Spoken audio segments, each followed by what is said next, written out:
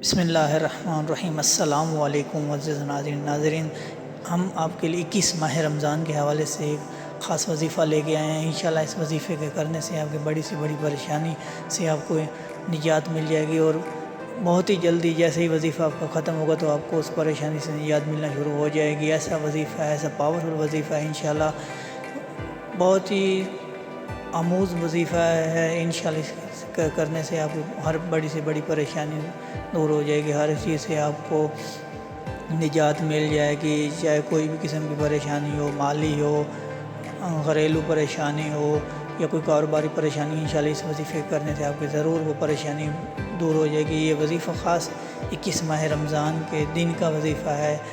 تو وظیفہ شروع کرنے سے پہلے اگر آپ ہمارے چینل پر نئے ہیں تو پلیز چینل کو سبسکرائب کر دیا کریں، تاکہ ہمارے آنے والی ہر نئی معلوماتی ویڈیو آپ تک پہنچتی رہے۔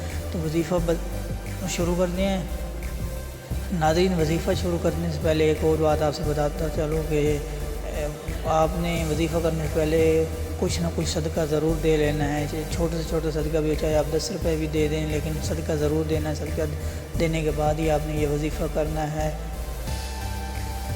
ناظرین، یہ وظیفہ آپ نے فجر کی نماز کے بعد کرنا ہے، ہمیشہ فجر کی نماز کے بعد کرنا ہے۔ اگر آپ کو فجر کی نماز میں ٹائم نہیں ملا تو آپ پھر عشاء کی نماز کے بعد بھی کر سکتے ہیں، لیکن بہتر یہ ہے کہ آپ فجر کی نماز کے بعد ہی کریں۔ تو ناظرین، وظیفہ کچھ اس طرح سے ہے کہ آپ نے اول و آخر 21 مرتبہ درود پاک پڑھنا ہے، اول و آخر 21 مرتبہ درود پاک پڑھنا ہے، اور پھر آپ نے اللہ پاک یہ اسم مبارک ورد کرنا ہے۔ وہ اسم مبارک کون کون سے؟ آپ نے ایک تسبیح پوری پڑھنی ہے، یا قادر یا باسط، یا قادر یا باسط، اول و آخر 21 مرتبہ درود پاک پڑھنا ہے، اور اس کے بعد آپ نے ایک تسبیح پوری پڑھنی ہے، یا قادر یا باسط۔ انشاءاللہ اس وظیفے کو کرنے کے بعد فوراً ہی آپ جیسے وظیفہ کریں گے تو انشاءاللہ آپ کی بڑی سے بڑی پریشانی سے آپ کو نجات مل جائے گی، ذہنی سکون حاصل ہوگا، اور جو گھر میں معاملات چل رہے ہیں انشاءاللہ اس میں بھی آپ کو اچھی خبر ملے گی، اچھے معاملات ہو جائیں گے گھر میں۔